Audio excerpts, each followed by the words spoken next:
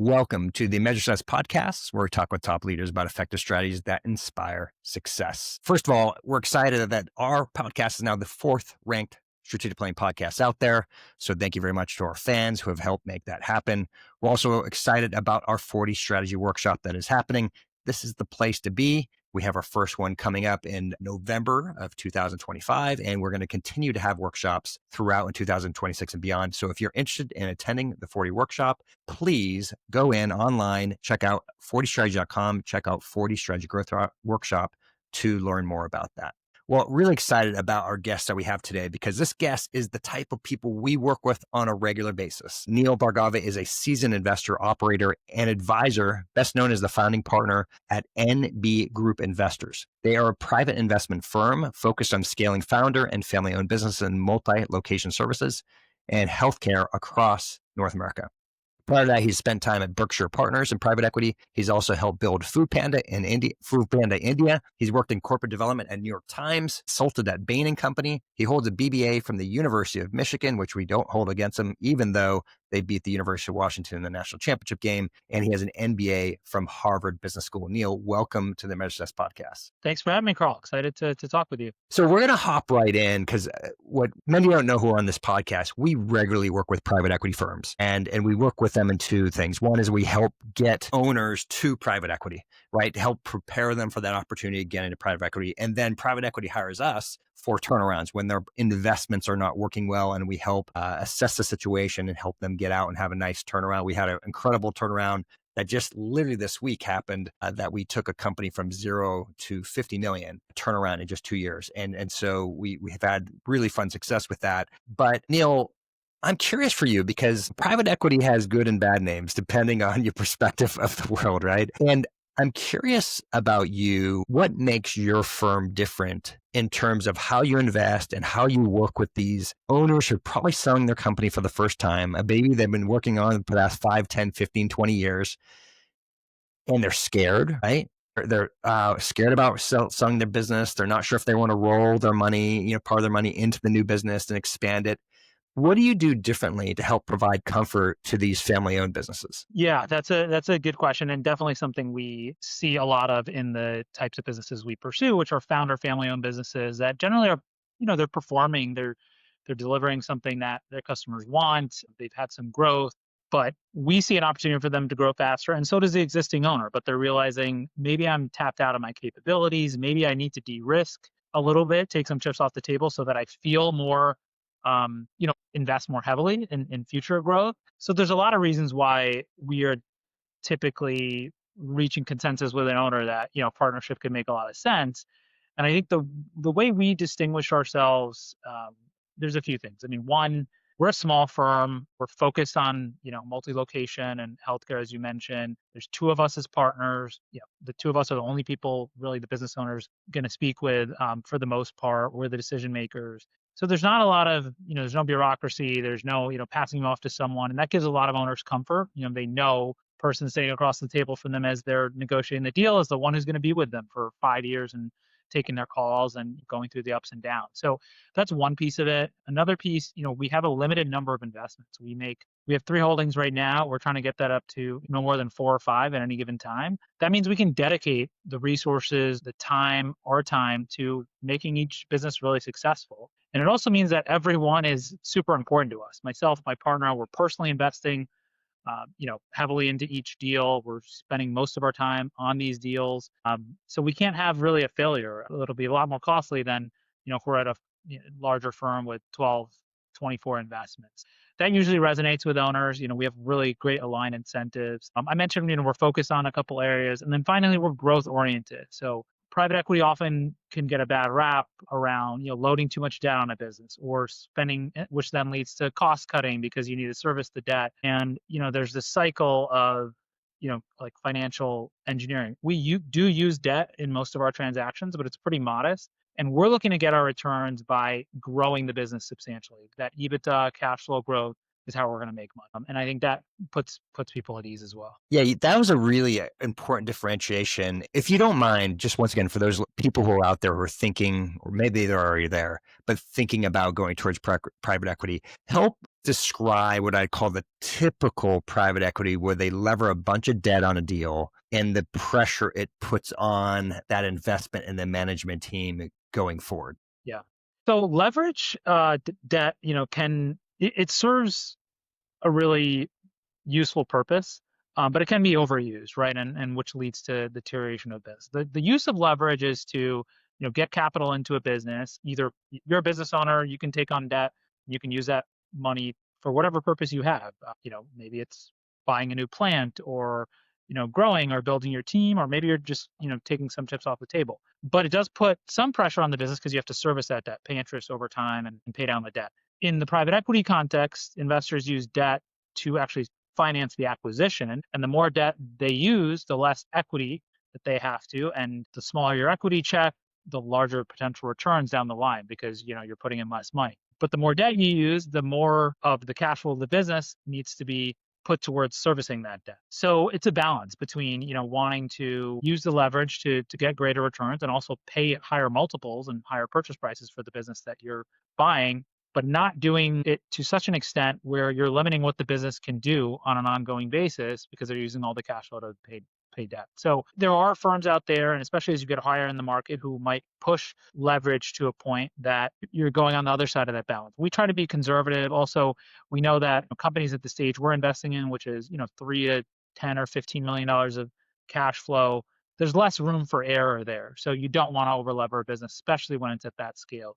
So we try to be modest about it and really make sure that the growth plan we have can be achieved with the debt profile we're. Good, good. That's no, I appreciate describing that difference. It is often a big surprise. Now, I'm curious, how often do you have the original seller roll money into the new deal? Yeah, 100% of the time. I mean, I don't think we would entertain a situation where that's not going to be the case. Now, the percentage can vary.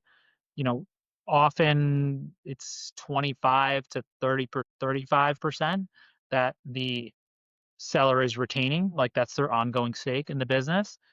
There might be some situations where it's should be higher or it could be a little bit lower. But if a seller's not willing to roll, I mean, that's a bad signal. And it's also just not the way we want to invest. We really want to partner with the owner because they bring a lot to the table.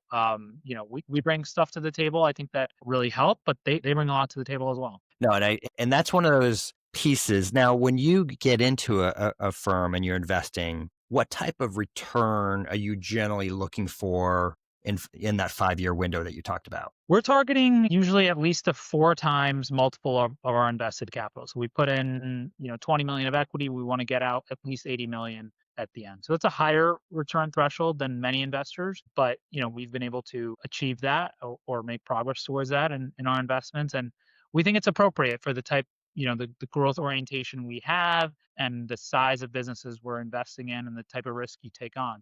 That's what we target. Yeah, good. And so the simple message there is right is that there has to be a growth oriented mindset with the owner who's selling, because that I think often what's forgotten in the seller and the person who's rolling in is that when you're playing this new game with private equity, yes, it's exciting, right? That you now have a partner and you probably taken some off the table, right? What you got some chips off the table, but there's an expectation that you're going to be getting this 4 or 5x return right down the road. So how do you help with the mindset of that business owner to recognize game's not over? If you may, we're kind of just beginning. Yeah. Yeah. Well, we haven't had that much. I mean, the situations we found ourselves in, the owner is really excited about the future and believes there's a ton of opportunity. And that's why we're getting, more excited about it and really pushing heavily to get that deal and done, the investment made. So we haven't had that situation where the owner's, kind of saying, okay, I've taken my chips off the table. I don't think there's more left. Most of the time they're really excited and they believe, as we do, that next transaction is going to be worth more to them than the first one was, even though they only hold, 35% of the business or 30% or whatever it is. So I think we found good alignment with the situations we pursue and the owners we partner with. But there are differences when you enter that private equity stage that you have to so there certainly can be disagreements about things. Does a mindset shift has to happen from founder owned or family owned business to, a business that is now owned by an institution and that has multiple stakeholders and is, probably needs to professionalize a bit. So there's definitely things that you need to work through around that, but usually it's not around, we need to run hard at growth and we believe there's a big outcome. Yeah, I said, I love working people through that transition, but there's often this, once again, I just keep on going back to you, the game has changed, right? When you bring on the way I like to tell people, even if it's not debt, even if it was all equity that you brought in, there's a reason why in accounting it's assets equals liabilities plus owner's equity, because that owner's equity is a long-term debt that has to be paid out to future owners, right? And it has to be replaced. And so when you bring on a new investor, there's an expectation that they're going to get returned, which means, especially in the case of getting a 3, 4, 5x return down the road in 3 to 5 years, you have to, once again, change most likely who you are today to get to where you're going to go in the future.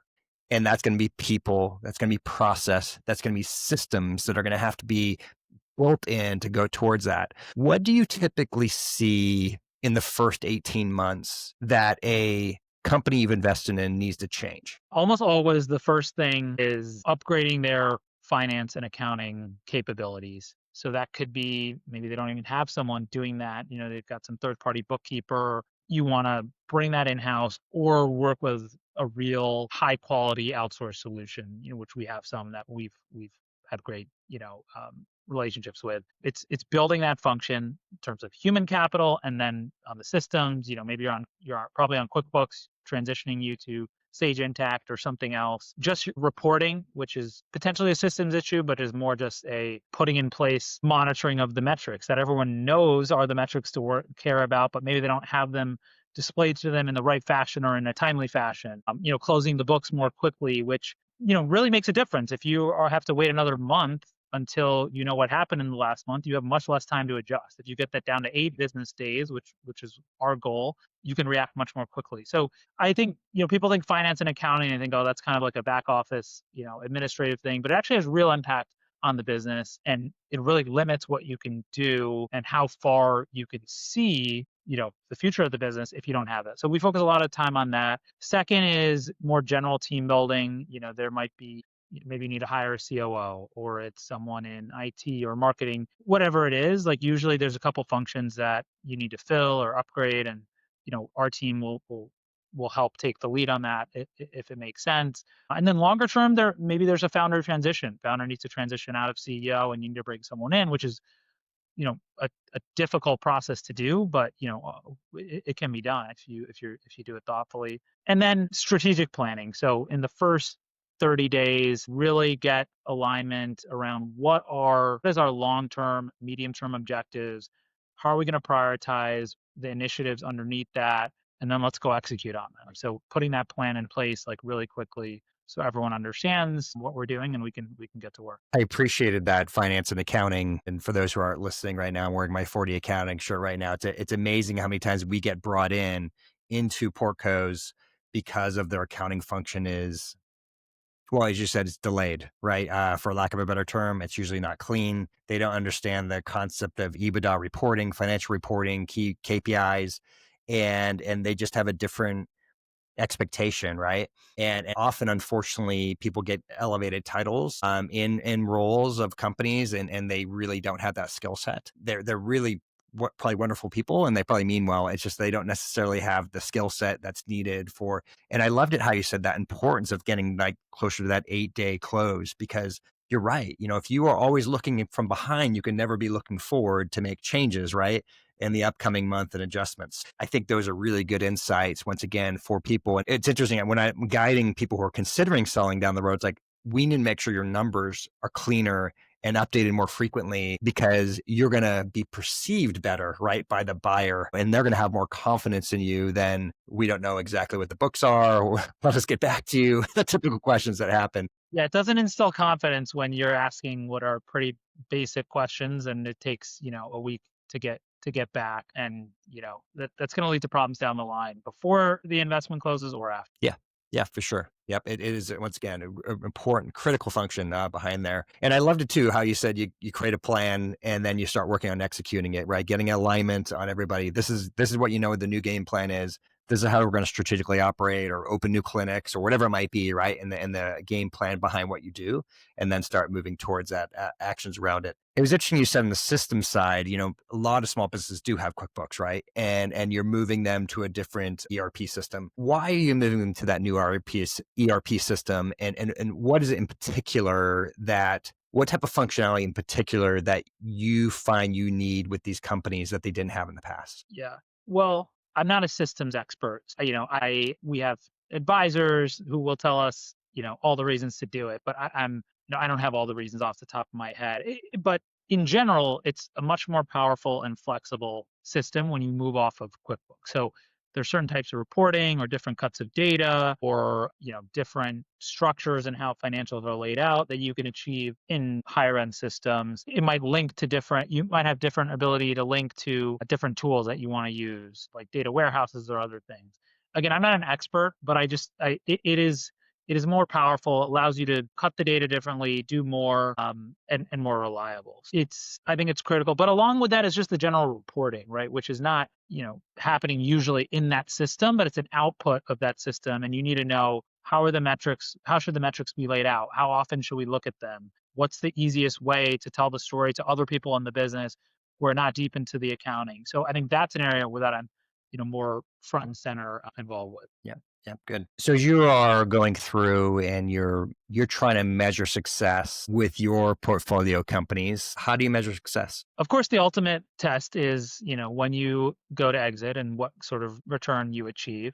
But there's more to it than that. I think again, if you think about the end, I think we would want everyone we've worked with, partnered with, to say the business is in a better place than it was before. They are honest people to work with, work hard, and they did the best things for the business, and we got to a good outcome. So I'd want other people to, the people we're partnering to say all those things, and that'll be a marker of success. I think in the interim between, making an investment and exiting, you want to maintain relationships with, everyone on the table that are really positive.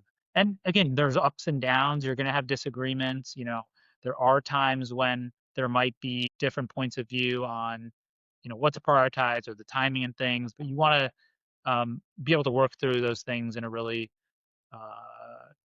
collaborative and positive way. I think seeing steady progress towards your objectives is another, test of success. And then ultimately, I think my involvement as an investor should go down over time because I've put the right people there, put the right process systems in.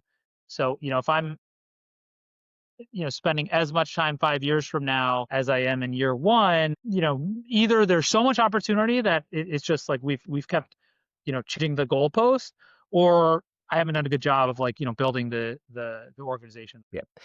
I think it's well, thank you. So I'm curious in the beginning, how frequently are you meeting with your portfolio company? I mean, talking to the CEO multiple times a week usually because there's stuff that comes up and we're thinking through and solving those things collaboratively. And then let's say things are going well. You're 18 months down the road. Do you move to a monthly, a weekly cadence? What do you typically do there? Yeah, I think our common practice is to have a weekly with the CEO. And if there's weeks where we just don't need that, we'll cancel it. But usually, there's at least things to talk about for 20 minutes. And then there could be monthly financial updates if there's not that much changing on the business. That's just reviewing the financials offline and we don't need a call. And then quarterly board meetings. So I'd say it's weekly calls with the CEO and monthly board meetings, and then check-ins between them as needed once Good. things are stable. Yeah, yeah, perfect. That's once again really good to know around that side around it. Okay, so I want to flip this a bit to as we get near wrapping up. I'm always curious about people who get into doing things that you do and your personal habits. Like it's not an easy thing to do what you're doing. There's a lot of stress, right? That related around investing and getting towards that return, right? Of getting something. You do put a bunch of debt on it, right? And so there's a lot of stress around that part. What type of personal habits do you do on a consistent basis to help make sure that you're being a great leader yourself and helping to guide well and doing a great job in your performance? It's a good question. I mean, there's definitely things about I prioritize to, I think, just make sure I'm in a good mind state and throughout, throughout the week or whatever, which is starts with sleep. I've really started prioritizing sleep over the last year, and I think seen a lot of benefits to that, and just how I feel, how I operate, how I work, how I interact with people. Sleep is super important. I tell this to our CEOs as well. Like, you need to have a balance, and you need to be sleeping properly, because it's really, really critical. That's one piece. I think started to really have more standardized methods to interact, whether it's that weekly call with the CEO, or we have documents we're sharing back and forth that we can collaborate on. Just making it more systematized and straightforward how to interact with people you're working with, rather than just random emails flying back and forth. I found that's made a big difference. And then taking the time to meet in person, not pushing everything to Zoom, I think has been uh, powerful in many cases. And then I think we have a different approach to board meetings, which is, I guess, maybe veering a little bit from your questions. So we can take that later. But those are a few things. Good, good. No, I appreciate that you've once again thought through that. I'm kind of curious. A lot of people who learn about private equity would love to be in private equity, right, someday, and you've got to that point where you are a private equity investor. What is your view of the world now that you're in this position, and you kind of pinch yourself every day and excited that you're now here?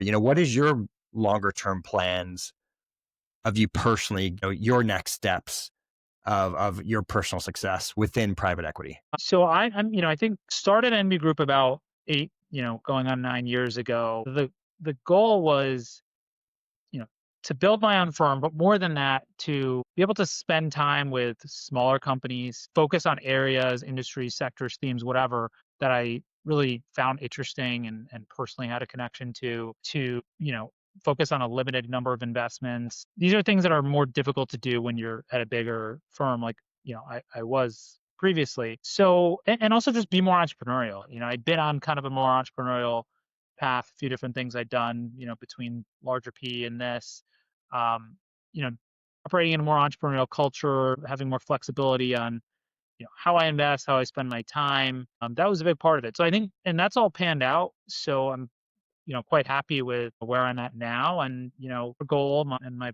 partners going forward is really to just keep doing what we're doing, make really high conviction investments in areas we're focused on, and continue to build the firm as it is. So maybe start.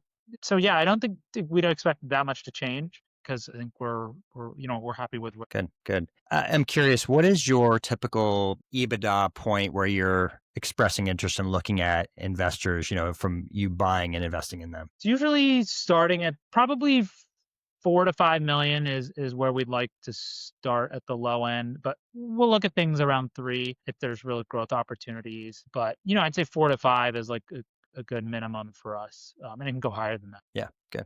Standing. I'm curious for you. Obviously, you've been educated at different places. What's a book for you that is maybe perhaps you're recommending to your investors? I mean, not to your investors, but to the CEO of the operators of the companies. What's like a book or two that you're typically recommending to them as you're going through this transition? About like navigating the private equity process, or Well, it could be anything. Maybe it's just something that you're like think it'd be valuable for them. I'm just kind of curious for you of like what is something that you are typically recommending to them, just from an insight, leadership perspective, et cetera. Yeah. Well, I mentioned the importance of sleep earlier. I read a really good book about that, and I have recommended it to people, because it is hard for CEOs or leaders of rapidly growing businesses, especially when they're owned by private equity, to prioritize like a work-life balance. And this kind of emphasizes the importance of that. It's called Why We Sleep, by Matthew Walker. Really good read from kind of a health and wellness perspective, and I think also just like a work-life balance and highlighting the importance of that. That's one. Let me think what else. Yeah, I mean that's the one that comes to mind, as that I've read in the last like 12 months. Perfect. Well, no, this has been fantastic to have you on the podcast today. I hope the listeners have learned a little bit more about how private equity investing works. the type of people that you're looking for from this perspective, and then things to consider, right, as you're heading in this path of getting into private equity and the transitions and going towards it. I think you provided great insights today. How can people connect and learn more about what you're doing? Yeah, you can reach out to me on email, Neel, Neel at nbgroup.us. Find me on LinkedIn, LinkedIn/Neel Bhargava, or go to our website, nbgroup.us. Would love to connect with any. Perfect. Neel, thank you so much for being a guest on the Measure Success podcast today. Thanks for having me. Good conversation. Absolutely. Everyone else who's listening, I hope you've enjoyed these insights for Neel. I encourage you to go out, reach out to him. He provided really good insights. I always appreciate private equity investors telling the truth, right? Telling the real transparency about what it's like to sell and be involved with a private equity firm and what it's like to go to the next steps. It's, as I said, it's a different game. And I love it when people could be prepared to that new game and be successful and thrive, right? Because there's two bites of the apple, that's said often, right? There's the first bite, if you're a seller, of getting some money off the table for your retirement. And then there's that next step, which could be very exciting if you could take what you have remaining left and then double, triple, or quadruple, 5x that, right? That's the exciting part from an investor standpoint, if you could help get to that next level and partnering with a private equity firm to help get you there. So hope you all enjoyed this conversation with Neel. Once again, encourage you to reach out to them. As we always like to say, wishing you the very best and measuring your success. Have a great day.